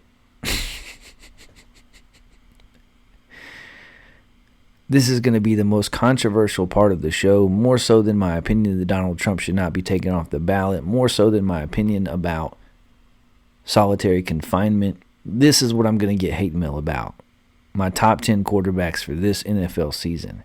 Number 1, I have Lamar Jackson of the Baltimore Ravens. I think the Ravens are the best team in the league, slightly ahead of the 49ers, who they just dominated on the national screen. Lamar Jackson, to me, is your NFL MVP. He's had the best season overall. Right behind him, at number 2, I have Brock Purdy. Yes, he has talent all over the field. He has weapons and resources and a coaching staff that can really put an offense in a place to succeed, but he's also performed well. He's also executed. I have Brock Purdy second. And this is where you will start to hate my list. At number 3, I have Tua Tagovailoa. And you can label it the Tyreek Hill factor. You can talk about how his head coach is one of the better offensive minds in the league. Say what you want to say. But Tua has produced this season. He stayed healthy. He's put up incredible offensive numbers for a team that has been one of the better teams in the league all year long. I have Tua Tagovailoa at 3rd overall this season. At 4th overall, I have Dak Prescott. I do. I have Dak Prescott number 4 overall this season. And look, I'm quick to criticize the Cowboys. Because every year we hear how talented their roster is, how this is the year. They're Super Bowl contenders. They're going to win it all. And they always disappoint. They always let you down. And even this season on the road, they have been that way. At home, they've been one of the better teams in the league. When they're on the road, they do not play the same. Dak does not play the same. But up until a week or two ago, he was in the MVP race and discussion. He's been very good this season. I have him at number 4 overall. At 5th overall, I have Patrick Mahomes. And I realized that if we're ranking quarterbacks in the league, Patrick Mahomes still today is the best quarterback in the NFL. And there's no question about that, okay. But this season, he hasn't played up to his own standard, and neither have the Chiefs. Granted, he doesn't have a lot of help on offense. When I was watching Michael Penix and Washington play in the college football playoffs, it occurred to me that Washington may have a better receiving core today than Patrick Mahomes and the Kansas City Chiefs do. Because outside of Travis Kelce, who hasn't quite been himself either, they don't appear to have anybody that can consistently catch the ball. And there's been time after time where Mahomes has put the ball on the money in key situations and they have dropped it. But it's also true that he hasn't quite been himself either. He hasn't lived up to the lofty expectations that we put on him because of past performance. And if you have Patrick Mahomes and Andy Reid, you can still get to the playoffs and anything can happen. I don't count them out. But when it comes to ranking the top 10 quarterbacks this NFL season, I have him 5th. At 6th overall, I have Houston Texans quarterback C.J. Stroud, the rookie. The Ohio State product that I was not sure would be anywhere close to this good an NFL quarterback. And he's already proven to be an upper echelon NFL quarterback in his rookie season. He and DeMeco Ryans have taken a team that was horrible last year and made them competitive, if not even relevant. If he hadn't gotten injured for a couple weeks there and been in the concussion protocol, who knows how high on this list he might be. He's been phenomenal. I have him at number 6. At 7th overall, I have one Jared Goff. The Detroit Lions not only have made the playoffs, but they have won their division for the first time in forever. And a large part of that reason is because of Jared Goff. He's a better quarterback than we gave him credit for when he was in Los Angeles. He's found a home in Detroit. He's got a team around him. They've been up and down lately, but they've had a phenomenal year, and he is a huge part of that. He's number 7 overall. At number 8, I have Matthew Stafford. Super Bowl champion Matthew Stafford, who got off to a rough start, was battling some injuries, some inconsistencies. But look out for the Los Angeles Rams, because they're getting healthy at the right time. They're catching fire at the right time. And Matthew Stafford quietly has put together a very good season.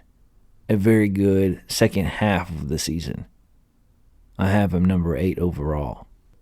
At number 9, I have Josh Allen, who is the penultimate all or nothing when it comes to NFL quarterbacks.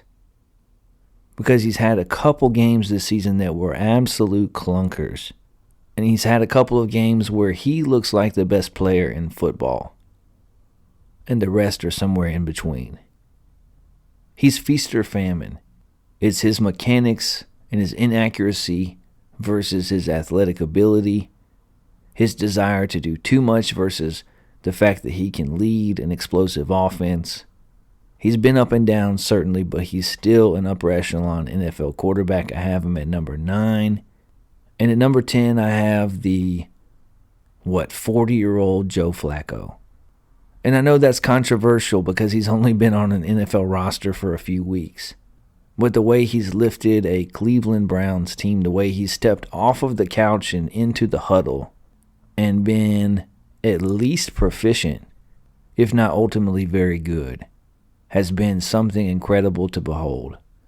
He took a team that with injury to Deshaun Watson was at risk of falling behind several other teams, and he's made them a playoff team. It's incredible to see. And that's my top 10 for this NFL season when it comes to quarterbacks. Lamar Jackson, Brock Purdy, Tua Tagovailoa, Dak Prescott, Patrick Mahomes, C.J. Stroud, Jared Goff, Matthew Stafford, Josh Allen, and Joe Flacco. I didn't include Trevor Lawrence. I didn't include Joe Burrow, who got injured. I didn't include Justin Herbert, who has yet to accomplish very much, although I'm told every year that he's a top 10 quarterback. Instead, that's my list, and I'm sure you're going to hate it. Even so, I'd love to hear about it. Who are your top 10 NFL quarterbacks this season, not based on talent, but based on what they've actually done on the field? Who would you rank and how would you put them 1 through 10? I would love to hear from you. Email the show at intheshedwithwes@gmail.com. Get at us on Twitter at intheshed4. And let me know. Moving on from professional football to the college football playoffs, we're now down to our national championship game. In the Rose Bowl, we had Michigan versus Alabama. I predicted that Michigan would beat the Crimson Tide 35-31. The actual score was Michigan 27, Alabama 20 in overtime. Michigan made more mistakes in this game than they have made all season long. Coming into the game, they had something incredible like 5 turnovers all season. In this game, they muffed 2 punts. They missed an extra point. They missed a field goal. Alabama had every opportunity but just could not put the Wolverines away. Alabama's offensive line was absolutely dominated all game long. Alabama quarterback Jalen Milroe was held to only 114 yards passing and a QBR of 45. And the thing that stuck out to me most about this game was that Alabama was not elite in all the places that we're so used to them being elite. And it was true all season long. Alabama was not elite on the offensive and defensive lines. They weren't elite at wide receiver. And to me, it's reminiscent of Dabo Swinney and Clemson.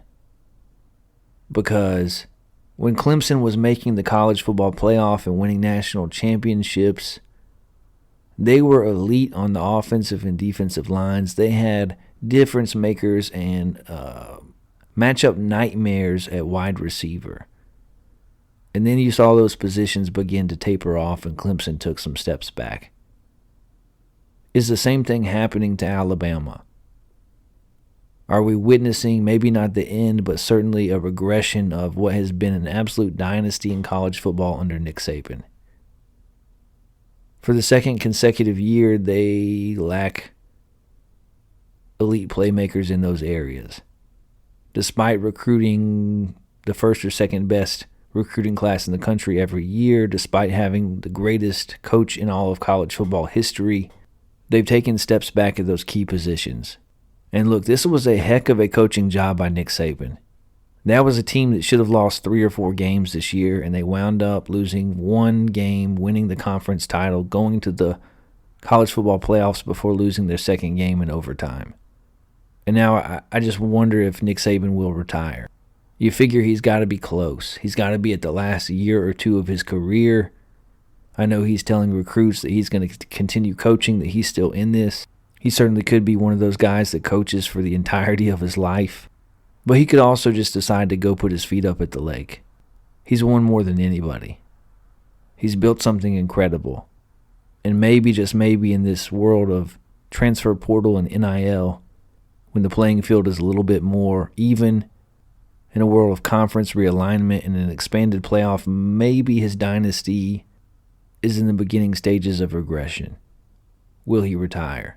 Big Game James, Jim Harbaugh and Michigan have advanced to the national championship. In the second matchup in the playoffs, we had the Washington Huskies versus the Texas Longhorns. My prediction was that Washington would win 38-35 over Texas. The actual score was Washington 37, Texas 31, and it wasn't really even that close. The score was tied at halftime, but in the second half, Washington took over. Washington quarterback Michael Penix Jr. was absolutely electric. He finished 29 of 38 for 430 yards and 3 touchdowns through the air. Texas couldn't stop the passing attack of Washington. They couldn't stop the receivers that Washington has. They couldn't get enough pressure on Penix Jr. to really bother him or rattle him. And look, Kalen DeBoer, the coach at Washington, has done a phenomenal job. And he's pushed all the right buttons this season. But he also almost cost him the game with his clock management at the end.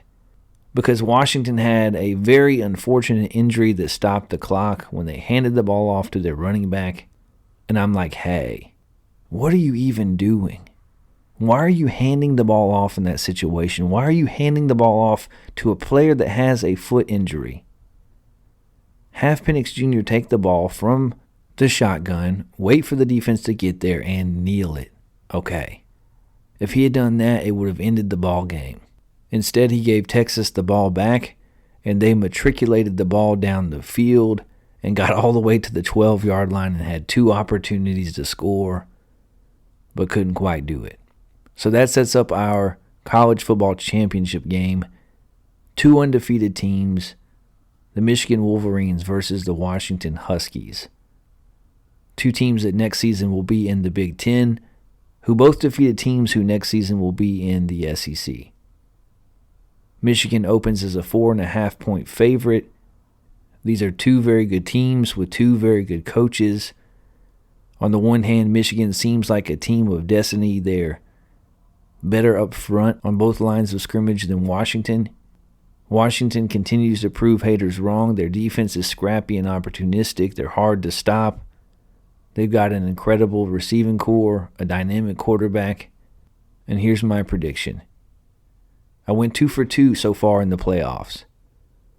I'll probably be wrong here.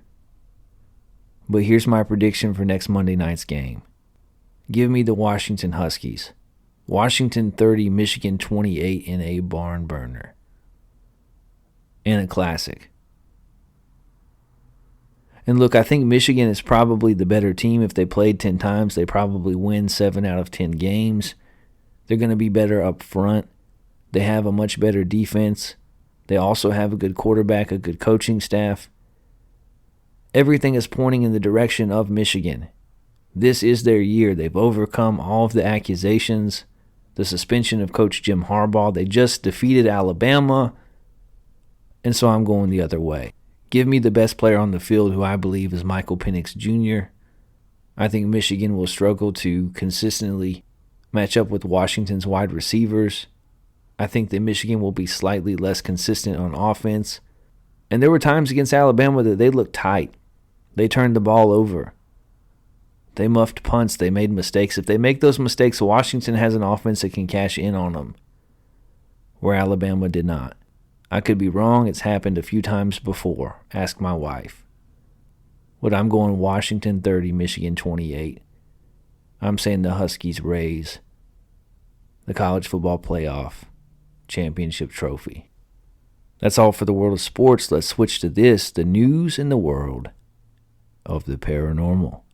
Our first story in the world of the paranormal takes us to Pennsylvania, where a mysterious large feline ignites talk of ghost cats. A mysterious big cat has been documented in eastern Pennsylvania's Lehigh County, leading some to speculate a species long believed locally extinct has returned. Pennsylvania State Police say photos of the creature were taken Sunday, October 15th in Lower Macungie Township, about 60 miles northwest of Philadelphia.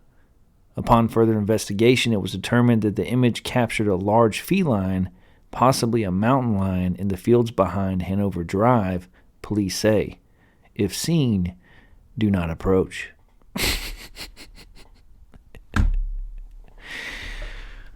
And I love that the police make a point to tell you, hey, if you see what we believe is a mountain lion, maybe don't approach it.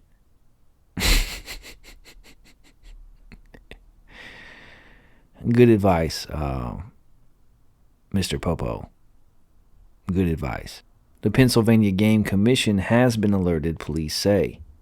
Mountain lions, also known as cougars, panthers, and pumas, are considered extinct in Pennsylvania, the Penn State Extension reports. The last wild cougar in Pennsylvania was killed in 1871, but apparently it wasn't. Apparently the last cougar was not killed in 1871 because, hey, I'm reading an article about a cougar in Pennsylvania. But I digress.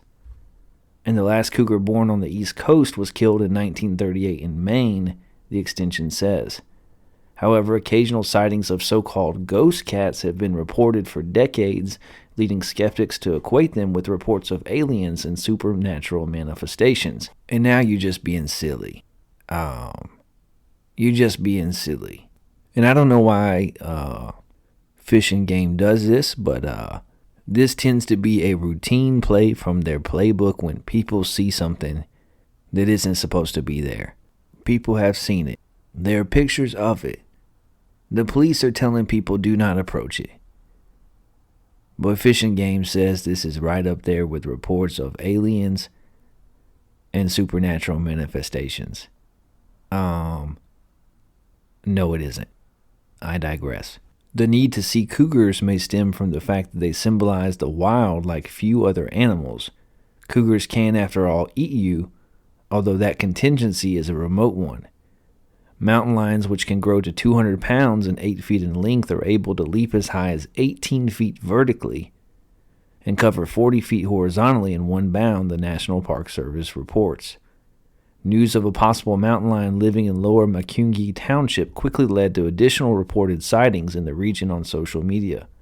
However, some commenters argued it was likely just a bobcat, which are reclusive and much smaller than mountain lions. Yeah, and look, I'm from Alabama, so let me educate you about something, okay? A bobcat is like 30 pounds. A bobcat is smaller than my dog, okay? There is no circumstance where I'm going to see a bobcat in the wild and think that it is even a baby mountain lion. But I digress. They keep saying there are no mountain lions, and people are crazy if they think they saw one, and now they're reporting that one has been spotted. Nikki Zepficus posted on Facebook. They call them ghost cats because they're very good at hiding out of sight, Ali Heist said. Bobcat or mountain lion is still something to worry about, Dean Gombert noted. Since there isn't a lot of wooded areas and as much food for them in the area, they will be after our pets. So, people are clearly seeing a mountain lion in eastern Pennsylvania. And they've taken pictures of it. And it's spread like wildfire on social media. And the police are warning people not to approach this large cat. And then the wildlife professionals come in and say, hey, you probably just imagined it. And if you did see anything, it's a bobcat which weighs 30 pounds. And this is why my show catches so much flack in the DMs and in my email inbox, okay? Because I'll cover a story like this on the paranormal side of the news. Or because I cover Chick-Fil-A on the political side and people get offended and they say, hey, that's not politics. Hey, that's not supernatural. Listen, in the title of the article, the headline said ghost cats. I didn't read the article ahead of time. I'm reading it here with you. This is how we do the show. Welcome to my shed. But look, no one covers wildlife in the news like we do here in my backyard in Alabama. We've talked about octopuses on multiple episodes, and yes, it is octopuses. We've been over this, okay? We've talked about whales. We're going to talk about a tortoise in a minute. And now we're talking about mountain lions, who are allegedly extinct in the state of Pennsylvania, but also who are not extinct in the state of Pennsylvania. It's a cover-up. And I don't know why. I don't know for what purpose. But the Fish and Game folks don't want to embrace the reality that it's some very large cats in places that they are alleged not to be any longer. You're not seeing a ghost. You're not seeing a bobcat. I've seen the picture. It's a puma. And we ain't talking sneakers, okay? That's a cougar. And we ain't talking 48-year-old ladies, okay? From eastern Pennsylvania, we go to anti-aging for our second story. A controversial tech millionaire says his father, 70, is now biologically 46 thanks to injections of his Super blood. Yeah. We talking super blood on the show at midnight in my shed in the backyard of my home in Alabama. Because that's how we roll on In the Shed with Wes Anderson. We're talking super blood. Tech entrepreneur Brian Johnson claims that he slowed his father's rate of aging by 25 years by giving him transfusions of his super blood. My super blood reduced my dad's age by 25 years, Johnson said Wednesday in a post on X, formerly known as Twitter.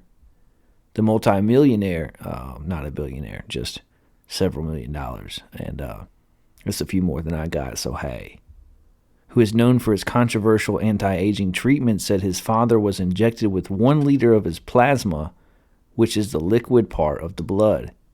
Since then, he said his 70-year-old dad, who had been aging at the rate of a 71-year-old before the injection, has been aging like a 46-year-old now. I am my dad's blood boy, Johnson said on X. And that's bizarre.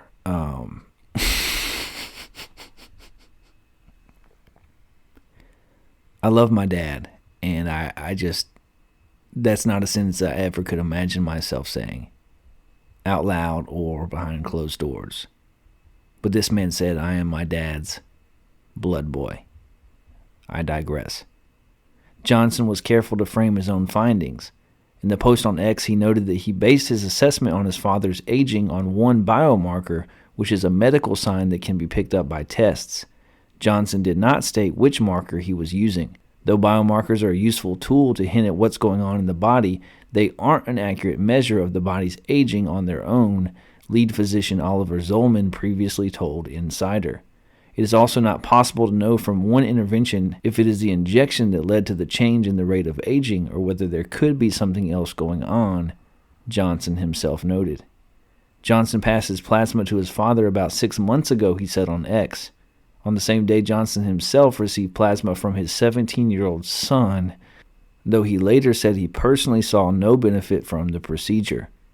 Johnson, who considers himself a professional rejuvenation athlete, and that's not a thing, has been trying dozens of interventions on himself to see if he can slow aging. These range from a carefully controlled diet and strict exercise regimen to fat injections and laser treatments.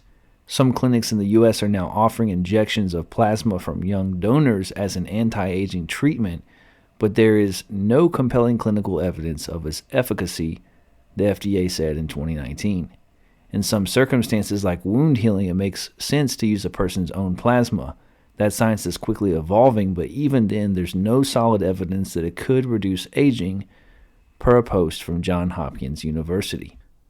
So, this man has so much money and free time that he labels himself an anti-aging athlete, which is totally, definitely, most obviously not a thing. And he inserts his own plasma into his father and takes plasma from his 17-year-old son and has it injected into him to try and slow down the aging process. And I think maybe that's not a good idea.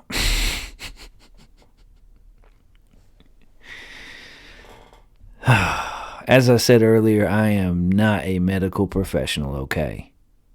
But to me, in my humble opinion, that does not seem to be a good idea. And I included this on the show because one of the questions in the AMA episode last week was, Wes, how close are we to inhibiting the aging process? And I think that in some ways we're already there. And this guy does not have it figured out. I don't think. I think this is literally something that Alex Jones claimed. Of all people, Alex Jones, he might get a quarter in his Alex Jones was right bucket for this one. Because I think he actually claimed that the rich were using the blood of the younger to stay healthy and keep from aging, and that is something that I would have labeled as insane. And here we are in 2024. This man needs a hobby, or a job, or a few $1 million less than he currently has, because what he's doing is absurd, in my non-medical professional opinion. an anti-aging athlete. Bruh. Nah. From anti-aging, we go to the movie theaters for our next story. A man fell asleep during The Exorcist Believer and woke up at 3:47 a.m. locked inside an empty theater. A 23-year-old said he was watching the movie The Exorcist Believer on October 29th when he fell asleep. And I'm going to pause right there because of all places to fall asleep, watching an Exorcist movie is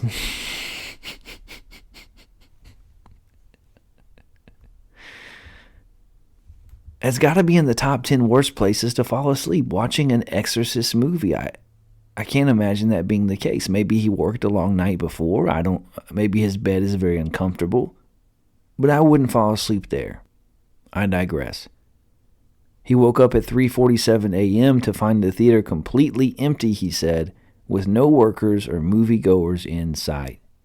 Jeffrey Bryant documented himself walking around his local AMC theater in Orange, California, baffled as to what had happened. In the TikTok, which had been viewed more than 1.6 million times, Bryant captured himself bleary-eyed right after he woke up in the early morning of October 30th. I fell asleep in the movies, woke up at 3:47, and not one employee on site. They closed at 11, he wrote in an on-screen caption. Bryant told Insider this week that he had gone to see a 10:05 p.m. showing of the franchise horror film that evening. He said that he wasn't particularly sleepy at the time, but that the first part of the movie was kind of boring, adding that the combination of the air conditioning and the cozy chairs made him so comfortable that he ended up dozing off. And maybe he's narcoleptic, okay? I'm not being judgmental. I'm just saying maybe the man suffers from a touch of the narcolepsy. Maybe he's one of the narcoleptics, as they call them. And maybe that's why he fell asleep. The runtime of The Exorcist Believer is only 2 hours and 12 minutes, so he should have left shortly after midnight. In the video, Bryant asked himself why he fell asleep in a movie theater while walking through a desolate AMC hallway. Nobody in the movie theater anymore, bro. Nobody, he said. He then showed viewers an empty lobby and snack area with the lights still on. Bryant added that he didn't believe anyone had tried to wake him up. Bryant told Insider that when he woke up, he didn't immediately realize what time it was. He said he only saw the LED lights for the chairs and assumed the movie had ended. He figured out what had happened after he picked up his phone and saw that it was nearly 4 a.m. the next day. The concession stand was fully empty as I walked, he recalled, so now I'm kind of in shock. He said the front doors were locked, but he managed to get out through an emergency exit as its alarm went off. In a follow-up TikTok video he shared last week, Bryant said that he didn't see a single person in the theater when he filmed his initial TikTok. He said there was a security guard present when he arrived at the theater, but the person had left by the time he woke up. As I walked outside, only my car was there, and the outside lights were off, Bryant told Insider. In total, he said he spent 5.5 hours in the AMC theater. The comments on his video were flooded with people laughing at the bizarre occurrence and cracking jokes about how the movie theater recliners were dangerous. Some asked him whether he raided the snack pantry. He said no in the follow-up clip. Other viewers shared similar experiences they'd had, including one woman who said that she went on a date with a man who fell asleep during the movie. When the movie was over, I didn't wake him and just left, she wrote. And that's the worst first date of all. To fall asleep when the lady just walk out. That's the worst date of all. Some commenters expressed shock at how he could fall asleep during a movie such as The Exorcist, the 6th installment of the horror series about evil spirits and demons. The sleep demon took you over, one person quipped. How in the world did you fall asleep on that movie of all movies? Another person asked with laughing emojis. And I gotta be honest, my questions are largely the same. Like, hey man, hey guy, how did you fall asleep during The Exorcist? What's going on in your life that you are so tired that you fall asleep during a movie like The Exorcist? And I haven't seen the new one. It's been on my list. I haven't gotten to it yet, but not going to sleep during that movie, man. It's not happening for me. And it makes me wonder, because he documented this on TikTok, was this on purpose? Was this all for social media clout? Did this even really happen?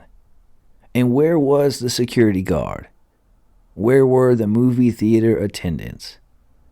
Where was somebody to tap you on the shoulder with the flashlight and be like, hey, it's time to go?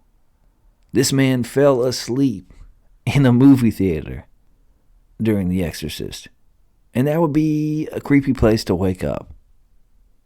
Falling asleep in a movie about demon possession and waking up to an empty theater and a sticky floor that don't want to let you go as you walk away. All the lights off. Nobody's at home. No, thank you. I'm not sure I believe you. But if it really happened, that's creepy. That's creepier than sitting out here in my shed by myself in my backyard at midnight reading about it. That's creepy. From the movie theater to Indiana we go for our last story this week. The Beast of Busco, the legend of a 500-plus pound Indiana snapping turtle. The world of cryptozoology is filled with strange tales of creatures that are supposedly hidden and still unknown to modern science. You've likely heard the legends of these cryptids before. Almost everyone is familiar with the standard famous ones like Bigfoot and the Loch Ness Monster. However, there are many small towns in North America that are home to legendary creatures of a different kind. One of the most notable comes from the unassuming town of Churubusco, Indiana.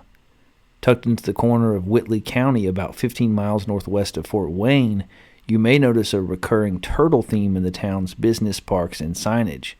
That's because the townspeople still remember the tales about an enormous snapping turtle that put the town on the map. It was allegedly nearly 6 feet across and was estimated to weigh nearly 500 pounds. This is the story of Oscar the Turtle and how the lake monster put an otherwise sleepy Indiana community on the map. Before it was Turtletown, USA, Churubusco was a small settlement founded in 1847. This was during the Mexican-American War, and the patriotic residents decided to name their new town after a major U.S. victory in Churubusco, Mexico. Things were mostly quiet for the next 50 years. In 1898, the giant snapping turtle rumors began. The legend of a turtle with a shell bigger than a dining room table began about 3 miles outside of downtown Churubusco, down a quiet dirt road with a small 7-acre lake today known as Folk Lake. It was owned by a farmer named Oscar Folk. Allegedly, he was the first to see the large turtle swimming around the small lake. There are a few other details beyond that. We do know Folk told others of his sighting. It seems that few really cared about a big turtle living in the lake. It did not take long for the locals to forget all about the strange tale. Another 50 years passed, and Folk's tale must have remained forgotten, were it not for the events of 1948. After more than 50 years, the property had changed hands and now belonged to another farmer named Gail Harris. In July of 1948, Harris allowed 2 locals, Charlie Wilson and Ora Blue, to go out on Folk Lake fishing. What should have been a quiet afternoon was anything but. The men spotted what they described as a snapping turtle roughly the size of a dining room table. The men said the shell was approximately 6 feet across and was spiked. The detail of the sighting seems to indicate the creature was an alligator snapping turtle. According to their eyewitness report, they spotted the big reptile on the surface of the water. It eventually disappeared into the depths of the lake out of sight. Wilson and Blue returned to shore where they told Harris about the sighting. According to the Michigan Quarterly Review, Harris was skeptical of the men's tale. That was until 2 days later when Harris and his friend Orville Reese were repairing a barn roof and they spotted the turtle out in the lake.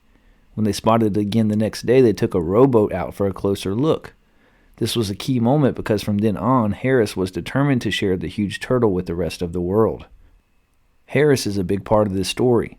He began telling anyone who would listen about what was swimming around his lake. Some reporters picked up on the story, and by March of 1949, Folk Lake was drawing hundreds of curious onlookers and reporters hoping for their own glimpse of the beast. There were some people who were critical of the story, though. Some believed it was nothing more than a hoax and told Harris as much. So he decided he would prove the turtle's existence by capturing it alive. In March of 1949, his first attempt involved a wooden and chicken wire trap baited to hopefully draw Oscar out of the murky depths. This naturally drew a crowd who waited for hours for the giant turtle to arrive.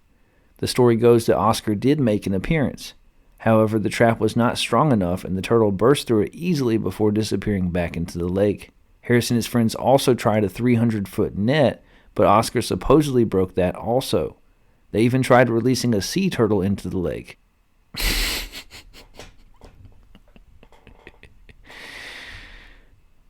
They tried to release a sea turtle into the lake. Yeah. The idea there was to catch Oscar looking for love. That did not work either, no surprise. Attempts to spot the turtle with a special type of periscope also turned up nothing. Harris managed to find 2 divers willing to dive into the murky depths in search of the turtle. Woodrow Rigsby tried first. Unfortunately, he had to cut the search short due to a suit malfunction. Another diver, Walter Johnson, spent over 2 hours on the bottom. Eventually, he got stuck up to his waist in the muck at the bottom of the lake, and Harris abandoned the idea of finding the turtle with the diver. Eventually, Harris even tried dynamite to kill the turtle and bring it to the surface. When that failed, he decided to drain the lake in the late summer of 1949. This was also allegedly when the last sighting of Oscar happened. Harris's efforts to drain the lake brought the lake down to only 1 acre. With over 200 curious bystanders watching, Oscar allegedly made one last dramatic appearance where the turtle ate a full-grown duck in a single bite. Shortly after that, Harris's pump broke. He made a final attempt to drag the lake with a crane. Unfortunately, the hunt for the turtle had severely damaged Harris's reputation and his finances. He was forced to finally give up the search in December of 1949 due to health issues. The farm was sold less than a year later. Meanwhile, heavy rains filled the lake back up to its original level, and Oscar was never seen again. Even though Oscar was never captured, it did not matter. The turtle made an indelible mark on Churubusco. In 1950, the town held its first Turtle Days festival, and they've been holding it ever since. It's marked with a parade, turtle races, live music, a 5K race, and a poker run, and more. And hey, maybe In the Shed with Wes Anderson gets an invite to a turtle festival, okay? Maybe we were barking up the wrong tree with the Bigfoot Festival. Maybe we were destined to be invited to a festival revolving around a giant turtle. The Whitley County Historical Museum holds a few historical items from the turtle hunts. There's even a children's book on the subject, which I will now be buying for both of my children. I digress. Theories on what happened to Oscar vary. Some believe he died during the capture attempts and later sunk to the bottom, never to be seen again. Others swear that Oscar escaped to a different lake through a series of interconnected tunnels and canals leading out of Folk Lake. Perhaps the legend persists because this seems more likely than something like Bigfoot. After all, the largest alligator snapping turtles ever have been in the 250 to 300 pound range. It's not much of a stretch to think the eyewitnesses simply overestimated the size of a rather large but normal turtle. Even that 50-year span between the first sighting in 1898 and 1948 is not all that unusual. Alligator snappers are believed to be capable of reaching 200 years old in the wild. It's worth noting that the Indiana Department of Natural Resources says that the historic range of this species is mostly the southern part of the state. The last live one found there was in 1991. Still, that does not mean that there was not a large snapper in that lake at one point. It seems the lake has changed a little since the Great Turtle Hunt.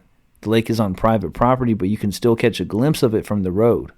It recently went on the market with a $1 million price tag. On a warm June day, I stopped my Jeep along the dirt road to get my own glimpse of the lake.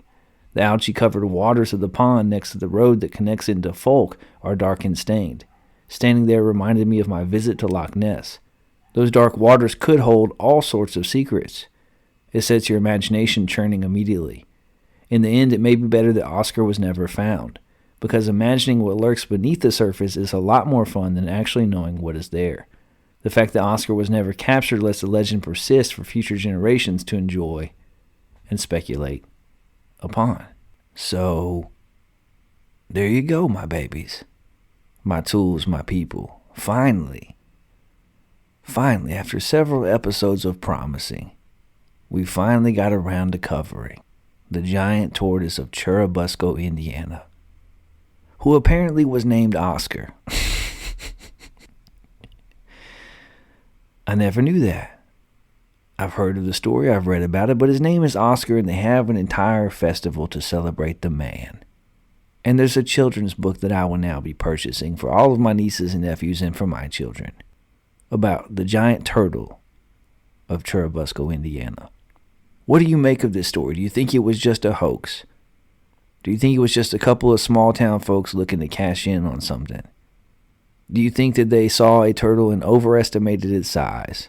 Or maybe in rural Indiana, there was the greatest turtle to ever walk the face of the earth, and his name was Oscar. Email the show at InTheShedWithWes. Get at us on Twitter at InTheShed4. I would love to hear your take on this fun story. One of my favorite random cryptids, Oscar the Giant Turtle of Churubusco, Indiana. That's all for this week. You don't have to go home, but you can't stay here. I can't either. It's back in the house and out of the shed for me. Thanks again for listening to episode 65. Make sure to subscribe, like, share, and review. It really does help. If you have any paranormal experiences, opinions about sports or politics that you'd like to share, you can email the show at intheshedwithwes@gmail.com. Again, that's intheshedwithwes@gmail.com. I might even read it on air. Join our membership club at patreon.com/intheshed4, or look for us on Spotify, Apple Podcasts, iHeartRadio, Pandora, or the Good Pods app, or wherever you listen to podcasts, and make sure to follow us on X at InTheShed4. Tune in again next week when we'll hit the headlines, talk college football and NFL playoffs, and look together at some of the most prominent urban legends that have persisted through time. This has been In the Shed with Wes Anderson, the best news show in the land covering politics, sports, and the paranormal. Have an adventurous and fulfilling weekend. I'll catch you tools later. Peace out, Boy Scout. Meemaw, we made it! We sure did.